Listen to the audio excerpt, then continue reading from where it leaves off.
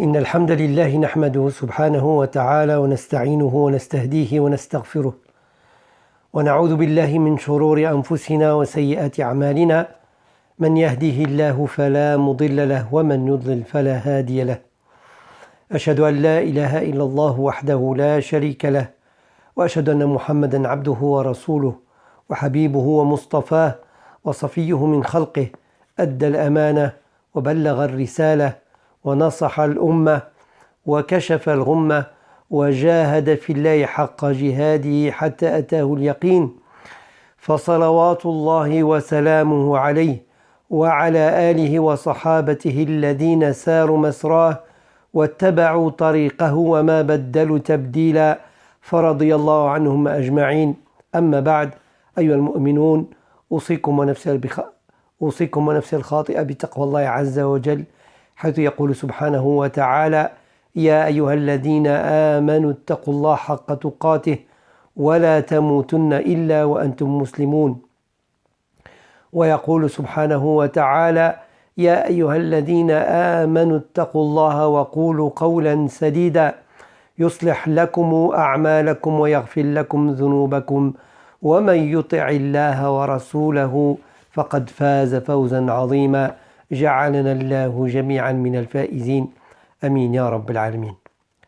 أما بعد، فأيها الإخوة والأخوات، إننا نمر بظروف صعبة شديدة، فصلاة الجمعة لا نستطيع أن نقوم فيها بمسجدنا، وكذلك الصلوات الخمس، لأن الحظر التنقل وحظر الاجتماع حفاظا على صحة الجميع، وهذا لازم أيها الإخوة أن يكون مفهوما لدى الناس.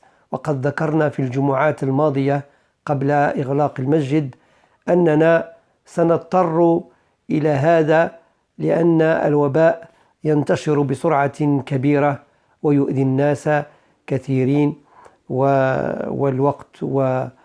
والوقت جلل. Donc mes chères sœurs et chers frères, je vous recommande ainsi qu'à moi-même la piété sincère et de vouer Allah subhanahu wa ta'ala un culte authentique. Nous traversons des moments difficiles, des moments durs. On a dû suspendre plutôt la prière du vendredi en groupe, et puis on a dû suspendre aussi la prière en groupe, le jama'a, puisqu'il y a l'interdiction de se déplacer, l'interdiction de se rassembler, et tout simplement cela, c'est pour préserver votre santé et la santé de tout le monde. Et mes chers frères et sœurs, cela devrait être compris. Nous l'avons précisé juste dans les deux vendredis, dans le vendredi juste au moment de la déclaration de cette épidémie qui est en train de se propager à vitesse grand V. فأيها الإخوة، نتكلم اليوم ونتذكر بذكرى كبيرة ومهمة في تاريخ الإسلام وفي حياة المسلم، وهي ذكرى الإسراء والمعراج في ليلة 27 من شهر رجب، يعني يوم السبت إن شاء الله. فهذه الذكرى أيها الإخوة والأخوات لها وقع، وخصوصا نحن في هذه الظروف، فقد جاءت ذكرى الإسراء والمعراج بعدما توفيت خديجة زوجة رسول الله عليه الصلاة والسلام، وتوفي عمه أبو طالب في نفس السنة التي سماها رسول الله صلى الله عليه وسلم عام الحزن. وفي هذا العام، بعد أن فقد الرسول عليه الصلاة والسلام سيدتنا خديجة، وفقد عمه أبا طالب، فلم يجد من يدافع عنه ومن يستند إليه، فذهب رسول الله عليه الصلاة والسلام يطلب السند من القبائل المجاورة، وذهب إلى قبيلة ثقيف الذين استقبلوه في الطائف، والذين استقبلوه وأمروا سفهاءهم وأولادهم برميه بالحجارة إلى غير ذلك. فهذه كانت شديدة على رسول الله عليه الصلاة والسلام بعدما يعني صار له من وفاة زوجته ومن وفاة عمه. ولما صار من الطائف لجأ رسول عليه الصلاة والسلام إلى مكان ليستريح فيه، وكان معه زيد بن حارثة رضي الله عنه. ثم جاءه الملك وقال له: لو أردت أن أطمس هذا الجبل على الناس، لكن الرسول عليه الصلاة والسلام قال: لا، ممكن أنه يعني بعد سنين أو بعد أجيال يخرج من أصلابهم من يعبد الله عز وجل ومن يكون مسلما، وهذا ما حصل بعد ذلك في تاريخ الإسلام. Donc aujourd'hui nous parlerons d'une occasion importante à ne pas oublier, mais aussi qui va de pair avec notre contexte actuel. Cette occasion, c'est l'occasion du voyage nocturne et de l'ascension du prophète Mohammed alayhi salatu wassalam aux sept cieux. Cet événement arrive après que le prophète alayhi salatu wassalam ait perdu son épouse, radhiyallahu anha, qu'Allah l'agrée, et Khadija, puis qu'il perde son oncle Abu Talib, qui était son soutien. Donc tous les deux étaient les soutiens du prophète alayhi salatu wassalam. Khadija un soutien financier, Abu Talib un soutien on va dire clanique, puisqu'il était le chef des Banu Hashim. Et tout d'un coup, le prophète alayhi salatu wassalam se retrouvait sans ces deux grands soutiens et livré à Quraysh. Alors le prophète alayhi salatu wassalam va aller se présenter à des tribus pour demander soutien, pas pour lui-même, mais pour le message qu'il est en train de diffuser, qui est le message de l'islam. Et il s'adressa à Taïf, à la tribu de Thaqif, qui était à Taïf, et ceux-ci l'ont accueilli avec les enfants et les indigents, en lui jetant des pierres et en le bousculant et en le renvoyant chez lui. Le prophète alayhi salatu wassalam, en quittant Taïf, s'est retrouvé dans un petit jardin où il s'est assis se reposer, accompagné de son fils adoptif, qui était adoptif, Zayd ibn Haritha, radhiyallahu anhu. Et à ce moment, l'ange vint demander au prophète alayhi salatu wassalam, il lui dit: si tu veux, je peux faire écrouler la montagne sur Taïf, et comme ça, ils disparaîtront. Mais le prophète alayhi salatu wassalam voyait loin. Il dit: non, mais peut-être que des générations sortiront de leurs entrailles et seront un peuple croyant et musulman. وفي هذه المحنة يعني بعدما رجع رسول الله عليه الصلاة والسلام إلى المدينة إلى مكة، فجاءت رحلة الإسراء والمعراج، وهذه الواقعة كانت بمثابة محك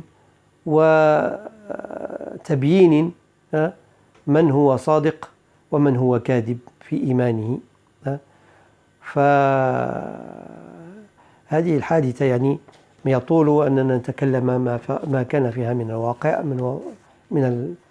من الوقائع، وقد ذكرها الله سبحانه وتعالى في سورة الإسراء بقوله: سبحان الذي أسرى بعبده ليلا من المسجد الحرام إلى المسجد الأقصى الذي باركنا حوله لنريه من آياتنا إنه هو السميع البصير.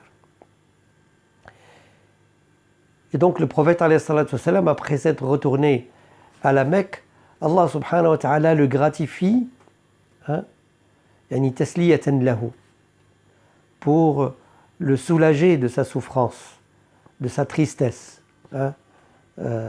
Cette année que le prophète alayhi salatu wassalam a dénommée année de la tristesse, et où il avait perdu sa femme qu'il aimait beaucoup et son oncle qu'il aimait beaucoup, la même année.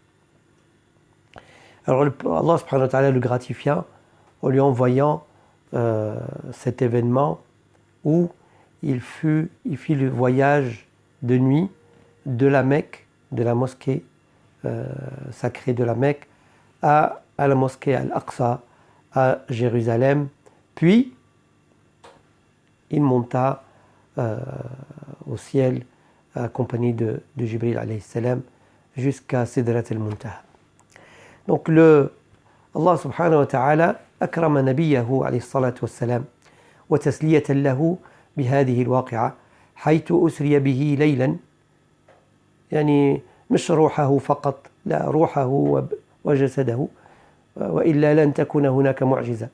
فهذه معجزة من معجزات رسول الله عليه الصلاة والسلام، ولو أن كان فيها خلاف، لكن جمهور العلماء يقولون بأنها أسري به بجسده وروحه من المسجد الحرام إلى المسجد الأقصى ليلا، ورأى ما رأى في سفره هذا، حتى أنه لما رجع إلى مكة أخبر الناس بما رأى، فمنهم من كذبه ومنهم من شك في كلامه، إلا أن سيدنا أبو بكر رضي الله عنه يعني كان مار هكذا، فقالوا له هل تدري ما يقول صاحبك؟ فقال لهم ولو قال أنني مشيت للسماء لصدقته، ولم يعني في ذلك الحين لم يكن عارفا بما وقع لرسوله عليه الصلاة والسلام، وبذلك سمي الصديق أبا بكر الصديق رضي الله عنه وأرضاه. Et donc le prophète alayhi salatu wassalam fit ce voyage, il y a une divergence entre les savants, mais il fit ce voyage de nuit, corps et âme. Sinon ce ne serait pas ce serait pas un miracle, mais il est parti corps et âme. Et durant ce voyage, il a vu des choses comme une caravane qui se déplaçait ou autre, et quand à son retour à la Mecque, il en informa les Mécois, et entre celui qui le croit, celui qui le dénigre, et Abu Bakr passait et on lui dit « Ya Abu Bakr, est-ce que tu sais ce que dit ton compagnon ?» Et Abu Bakr, sans savoir ce que le prophète avait vécu à ce moment-là, il leur dit « Même s'il me disait qu'il était monté au ciel, je le croirais. » Et c'est ainsi que Abu Bakr fut appelé As-Siddiq, le véridique, celui qui croit, le vrai croyant. ثم صعد رسول الله عليه الصلاة والسلام إلى السماء، إلى رب العزة، إلى سدرة المنتهى. وفي هذه يعني الرحلة قد يأتي يعني وقت أننا نذكرها يعني في درس يعني وحده، لأنه يطول المقام، وإحنا في هذه الفترة يعني نقتصر بالقليل أن نذكر بها ولا ننساها هذه الذكرى، وهي مهمة. لماذا؟ لأن في هذه الرحلة، في رحلة المعراج، فرضت الصلاة 5 صلوات في اليوم والليلة، بعد أن فرض الله سبحانه وتعالى 50، ثم يعني طلب الرسول عليه الصلاة والسلام بوصية من سيدنا موسى أن يخفف من الصلوات المفروضة، حتى جعلها الله سبحانه وتعالى 5 صلوات في اليوم والليلة بأجر 50 صلاة. وهذه الصلاة التي فرضت في ليلة الإسراء والمعراج تعتبر لنا كمعراج كل مسلم إلى رب السماء، كلما صلى ووضع رأسه في الأرض سجودا لله عز وجل، فكأنه يعني يعيش هذه أن يعرج بروحه إلى الله عز وجل. Donc le prophète alayhi salatu wassalam, après s'être déplacé à la mosquée Al-Aqsa à Jérusalem, il fit l'ascension vers Allah subhanahu wa ta'ala, vers Sidrat al-Muntaha. Et cet événement, donc peut-être qu'on lui consacrera une leçon à part, mais ce qui est important à savoir et ce qui nous intéresse dans cet événement, c'est la prescription de la prière rituelle obligatoire. Allah subhanahu wa ta'ala a prescrit à ce moment-là la prière obligatoire, 5 prières par jour et par nuit. Après qu'elles aient été au début 50, le prophète alayhi salatu wassalam négocia sous le conseil de Moussa alayhi salam, de Moïse, et il la laissa jusqu'à 5 prières dont la récompense équivaut à 50.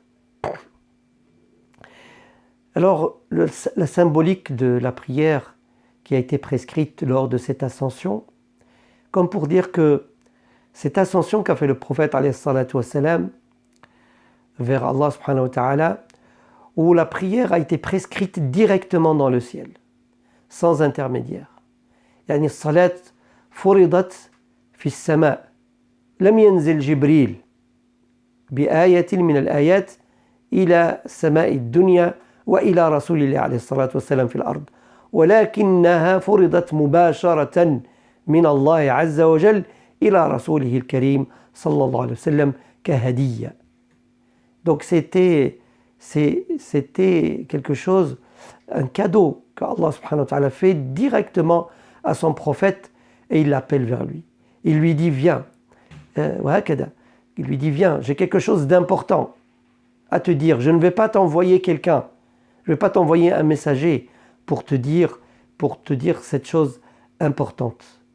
D'ailleurs, c'est la chose que le prophète alayhi salatu wassalam a recommandé durant toute sa vie et qu'il aimait le plus faire et qu'il conseilla, recommanda juste avant de décéder dans le sermon de l'adieu. وهذا أيها الإخوة حتى نعرف أن أهمية الصلاة وأن الصلاة فريضة لا تسقط. أن شوف إذا كانت حاجة مهمة أنت كتكلم الناس بالهاتف لكن حاجة مهمة ما كتقول من خصنا نتلاقاو ما نقولهاش بالهاتف. أجي عندي نقول لك. وهكذا الله سبحانه وتعالى يعني بعث لمحمد عليه الصلاة والسلام أن يأتيه في أعلى عليين في السماء حتى يعطيه هذه الهدية وهذا الفرض وهو الصلاة المفروضة في اليوم. وهذه لأهميتها أيها الإخوة. وكان الرسول عليه الصلاة والسلام لا يتركها أبدا، وكان إذا حزبه شيء فزع إلى الصلاة عليه الصلاة والسلام. ونحن أيها الإخوة في هذه الفترة التي يصير فيها الحليم حيران مع هذا الوباء وهذا البلاء وهذه الأمراض أيها الإخوة. الآن إنسان يكون مريض وقد يتوفى من هذا المرض فلا نستطيع أن نغسله أو أن يجتمع كثير من الناس للصلاة عليه. يعني فهذا أمر يعني يحزن له القلب، وأمر يعني نسأل الله سبحانه وتعالى العافية وأن لا يأخذنا في هذه الفترة الحرجة، وخصوصا إذا كان الواحد مريض أو عنده آباء أمراض وكبار يعني وقاسهم هذا المرض والمستشفيات ملآنة. فالآن يعني في منطقة الشرق يعني حتى الناس يعني الناس الكبار اللي عندهم 65 اللي عندهم 70 ما بقاوش يقدوا يداويوهم أو يديرهم في الإنعاش لأن ما عندهمش المقومات. يعني المستشفى فاض بالناس فتتركوا الناس حتى تأخذهم المنية ويرجعون الله عز وجل. يا أخوانا هذه لازم نتفقهوا لها ونطلب الله سبحانه وتعالى السلامة ونفزع إلى الصلاة ونذكر الله عز وجل. Donc l'importance de la prière, le prophète alayhi salatu wassalam, chaque fois qu'il y avait une tristesse, chaque fois qu'il était en difficulté, c'est pas qu'il se sentait gêné, frustré pour aller prier. Mais au contraire, c'est à ce moment-là qu'il faut faire ses ablutions et se dresser devant Dieu. Fuir vers Allah subhanahu wa ta'ala. Comme nous dit dans le verset. Fafirru ilallah. Fuyez vers Allah subhanahu wa ta'ala. Il n'y a pas de refuge contre Allah si ce n'est vers lui. La malja'a min Allah ilayh. Et dans ces temps difficiles, on traverse une période difficile et la prière est l'issue pour ceux qui peuvent faire la prière encore. Nos parents, nos grands-parents qui ont atteint un certain âge, ils peuvent succomber facilement parce qu'ils sont fragiles de par l'âge, pour ceux qui sont malades. Et il faut éviter, c'est pour ça qu'on a évité, éviter de nous déplacer, éviter le contact, éviter de se rassembler. Ce n'est pas pour rien. C'est pour éviter qu'on contamine les autres. Sans parler qu'on soit contaminé. Si on est contaminé, si on tombe malade, on ne peut pas aller à l'hôpital. L'hôpital est surbooké, il n'y a plus de place. Il n'y a plus de matériel, il n'y a plus de respirateurs. Il y a un manque de sang. Et pour ceux qui peuvent faire don du sang, allez-y, c'est le moment. Ceux qui sont en bonne santé, il y a des points de collecte faits exprès. Et c'est important de participer. Et encombrer les hôpitaux, nous voyons des appels de médecins, de l'aide qu'ils nous demandent, c'est de rester chez nous. Et ça, c'est important. C'est pas parce qu'on est privé. Dieu a voulu ainsi. هذا قدر الله عز وجل. أن يحرمنا من صلاة الجماعة وأن يحرمنا من حرمنا من صلاة الجماعة وحرمنا من الجمعة وممكن أننا نمشي حتى صلاة التراويح ورمضان. نسأل الله سبحانه وتعالى العفو والعافية. لكن سرعان ما يعني نسمع ونعمل بالإرشادات الدولة والحكومة، سرعان ما هذا المرض يمشي وأننا نرجع إلى حياة عادية، ولو أنها لن تكون عادية كمن قبل. وهذه لحكمة عند الله عز وجل. Et donc c'est important de suivre ces conseils. نفعني الله وإياكم بهذه الكتاب الكريم وسنة النبي المصطفى الأمين. أقول قولي هذا وأستغفر الله لي ولكم والجميع المؤمنين فاستغفروه إنه هو الغفور الرحيم.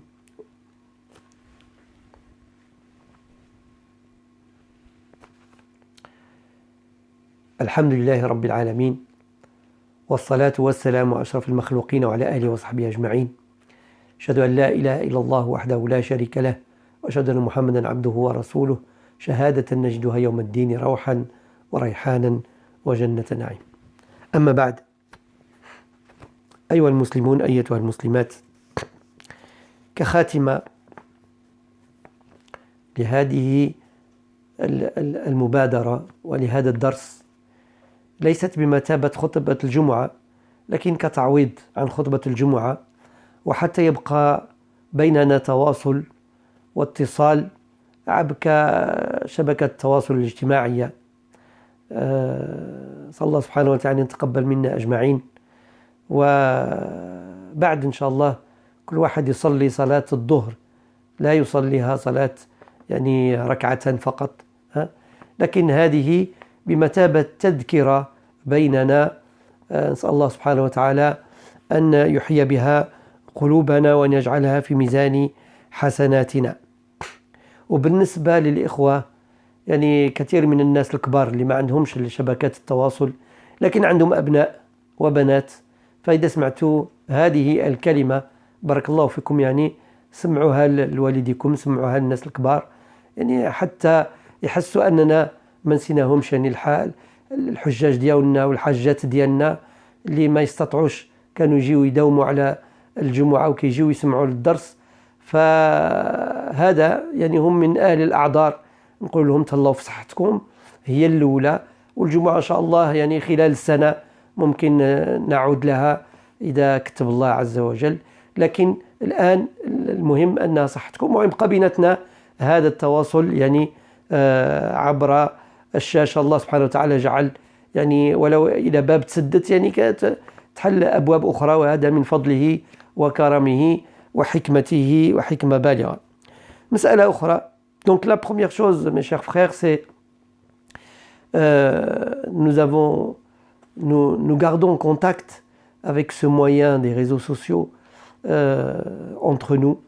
Ce n'est pas un prêche à proprement dit, même si la forme y est, mais il nous faudra faire la prière de Dohr après, quand ça sera l'heure de Dohr, et ne pas considérer comme si on avait fait un prêche dans notre mosquée et que vous allez prier seulement 2 rak'at. Voilà. Donc c'est important de comprendre cela. C'est un moyen qu'on a fait pour garder contact entre nous, qu'Allah subhanahu wa ta'ala accepte nos actes accomplis sincèrement pour lui, et pour nos aînés, pour nos parents, nos grands-parents, nos mères, nos grands-mères qui avaient l'habitude de se déplacer à la mosquée et qui ne peuvent le faire dans ces circonstances. Eh bien, je demande à leurs enfants, s'ils voient passer cette vidéo, Inch'Allah, qui est en direct, donc de leur montrer, de les laisser écouter, de partager un moment avec nous et de demander qu'ils invoquent Allah subhanahu wa ta'ala. Peut-être l'invocation de l'un d'entre eux sera acceptée auprès d'Allah subhanahu wa ta'ala et qui soulage tout le monde. أيها الإخوة، ثم مسألة أخرى. يعني في هذه الفترة يعني نرى كثير من الناس رغم يعني إعلانات الحكومة وكلمة الرئيس، الناس مازال كتخرج بحال ما على بالهم والو، مازال كيخرجوا ويجمعوا ويتساراو وما قدوش يجلسوا في الدار ومعمرين المارشيات كأن الماكلة غادي تقطع وكأن كل شيء مقطوع. هنا الحمد لله يعني في بلد يعني متقدم متحضر، يعني فيه الخيرات الله عز وجل، وفيه مقومات الصحة أيضا. يعني في بعض البلدان ما عندهمش هذه المقومات، نسأل الله سبحانه وتعالى العافية. لكن يا أخواننا هذا كأن الإنسان يلقي بنفسه إلى التهلكة، بنفسه وبنفس الآخرين، وهذا يجعلنا نفكر في هذا الحديث، حديث الرسول عليه الصلاة والسلام عن النعمان بن بشير. يعني قال عن رسول الله عليه الصلاة والسلام: مثل القائم في حدود الله بحدود الله والذي لا يقوم بحدود الله كمثل قوم، يعني اللي واقف على حدود ديال الله والذي لا يراعي حدود ديال الله كمثل قوم استهموا على سفينة. يعني قالوا غادي نديروا السهم على السفينة، شكون اللي يطلع الفوق وشكون اللي يهبط لتحت، فشي كان الفوق شي كان لتحت. فهذوك اللي لتحت إذا بغاو الماء كيطلبوا من هذوك اللي الفوق. فاش قالوا في عثمان نبقاو نديرونجيهم اشاك فوا، اجي نتقبوا السفينة لتحت وناخذوا الماء. فيقول الحديث الرسول عليه الصلاة والسلام: إلى هذوك اللي الفوق خلاوهم يتقبوا السفينة غادي يغرقوا كاملين، اللي الفوق واللي لتحت. وإذا أخذوا على أيديهم، يعني ما خلاوهمش وربطوا لهم اليدين والرجلين، غادي ينجاو كاملين، اللي الفوق واللي لتحت. وهكذا أيها الإخوة، هذا المعنى الكلام، أنك هذه الإجراءات الحكومة بمنع التجول، والآن حتى في البلدان الإسلامية منع التجول، راه من مصلحتك أنت ومصلحة خاك ومصلحة الوالدة ديالك ومصلحة الوالد ديالك. ما تكونش فيك هذه الأنانية، بالعكس يكون فيك الإيثار، وأنك تحب الخير للناس وتحب أنهم يعالجون وتحب أنهم يقوموا بالسلامة، وقع الناس اللي دايرين بك جيرانك وكذا كذا. هذه مسألة مهمة، وهذا حديث الرسول صلى الله عليه وسلم. والحديث يبين أننا من الشرع أن نأخذ على يد الإنسان الذي لا يحترم القانون ويريد أن يتعدى حدود الله، لكن هي إذا كانت السلطة تقوم فهي معتبرة كحدود الله عز وجل. Donc autre chose, mes chers frères, pour finir, et sœurs. Certaines personnes sortent encore dans les rues, malgré les directives, malgré le confinement, et en fait, ils pensent qu'il n'y a pas de problème, c'est peut-être n'importe quoi, on ne veut pas perdre notre liberté, on va sortir, on veut s'amuser, on veut voir nos copains, nos familles, on va prendre du soleil comme il fait beau en cette période printanière. Mais c'est pour ton bien, mon frère et ma sœur. Si tu ne penses pas à toi, pense à ta mère, à ta grand-mère, à ton grand-père, à ton père qui est âgé, ou qui est malade, ou qui est diabétique, qui est obèse, ou qui a des maladies, qui a un cancer, ou des maladies respiratoires, ou qui est dialysé. Pourquoi tu veux absolument faire les contaminer? Tu dis, je ne peux pas les contaminer. Comment tu le sais?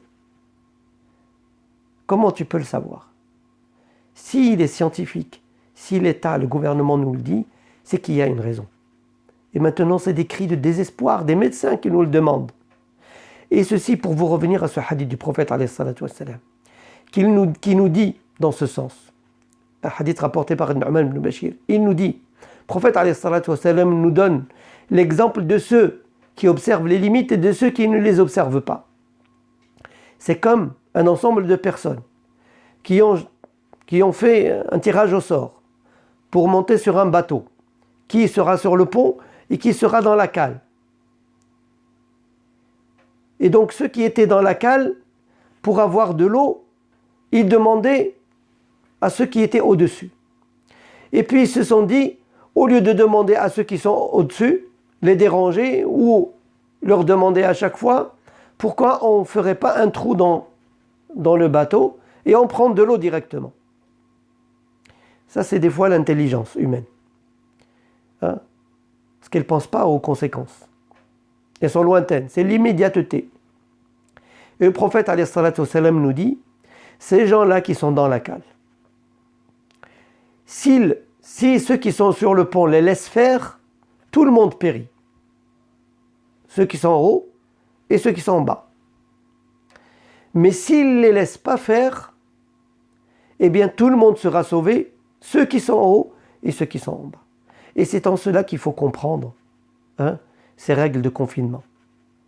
Même si elles sont strictes. Et elles risquent de devenir plus strictes encore, parce que certaines ne respectent pas. Et ça fait partie, vous voyez que le prophète, il nous dit que ces gens-là, qui pensent des fois bien faire, mais ils font mal, il ne faut pas les laisser faire, il faut les en empêcher, d'après ce hadith du prophète. وفي الأخير أيها الإخوة، بما أننا الصلاة الجماعة محرومين منها مثلا في المسجد، الإخوة اللي مولفين يمشوا يصلوا، الله سبحانه وتعالى قال واجعلوا بيوتكم قبلة وأقيموا الصلاة. الإنسان يجمع وليدته، يجمع زوجته ويصلون جماعة في البيت، فهذه سنة حسنة تجمع فيها الأسرة، وتعتبر صلاة الجماعة أيضا لأنها فيها أكثر من شخصين، ويدعون الله سبحانه وتعالى ويتضرعون إليه كما جاءت في الآية لولا أن جاءهم بأسنا تضرعوا. فالتضرع إلى الله وطلب السلامة والعافية لكل إخواننا المسلمين في هذه المدينة وفي فرنسا وفي كل بقاع العالم إن شاء الله.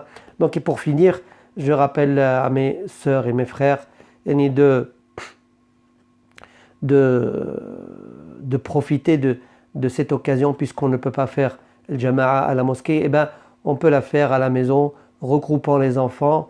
C'est l'occasion de faire jama'a avec la famille, avec l'épouse, avec les enfants, avec les garçons et les filles, et peut-être leur apprendre et échanger, leur apprendre à la prière, leur apprendre les ablutions, et ne pas oublier d'invoquer Allah subhanahu wa ta'ala et de l'implorer pour qu'il soulage notre pays de ce mal, de ce fléau, et qu'on retrouve une vie rapidement.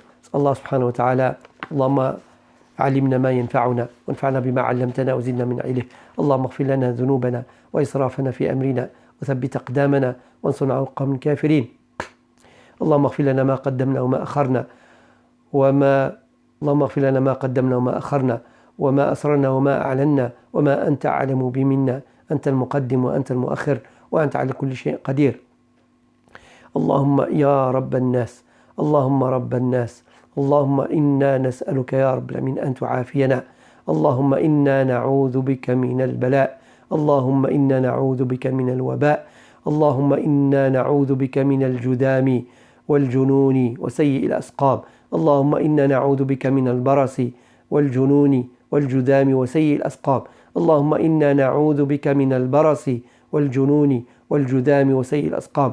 اللهم إنا نسألك من موجبات رحمتك وعزائم مغفرتك والسلامة من كل ذنب والغنيمة من كل بر، اللهم والفوز بالجنة والنجاة من النار. لا تدع لنا في مقامنا هذا ذنبا إلا غفرته، ولا هما إلا فرجته، ولا كربا إلا نفسته، ولا دينا إلا قضيته، ولا محروما إلا أعطيته، ولا مريضا إلا شفيته، ولا مريضا إلا شفيته، ولا مريضا إلا شفيته، ولا ميتا إلا رحمته، ولا ميتا إلا رحمته، ولا مظلوما إلا نصرته، ولا مسجونا إلا سرحته، ولا حاجة من حوائج الدنيا هي لك رضا ولنا فيها خير وصلاح إلا قضيتها وعنتنا على قضايا أرحم الراحمين. اللهم اجعلنا لك توابين، اللهم اجعلنا لك تائبين، اللهم اجعلنا هدين مهديين لا ضالين ولا مضلين، نحب بحبك من أحبك ونعادي بعدوتك من أعداك. اللهم انصر الإسلام والمسلمين وذل الشرك والمشركين وارفع راية الحق والدين. اللهم انصر إخواننا المستضعفين في كل مكان، اللهم كن لهم عونا ونصيرا، اللهم كن لهم عونا ونصيرا، اللهم أمدهم بمدد من عندك وأمدهم بجند من عندك يا رب العالمين. عباد الله، إن الله وملائكته يصلون على النبي يا أيها الذين آمنوا صلوا عليه وسلموا تسليما. اللهم صل على سيدنا محمد وعلى آل سيدنا محمد كما صليت على سيدنا إبراهيم وعلى آل سيدنا إبراهيم، وبارك على سيدنا محمد وعلى آل سيدنا محمد كما باركت على سيدنا إبراهيم وعلى آل سيدنا إبراهيم في العالمين إنك حميد مجيد. سبحان ربك رب العزة عما يصفون وسلام على المرسلين والحمد لله رب العالمين.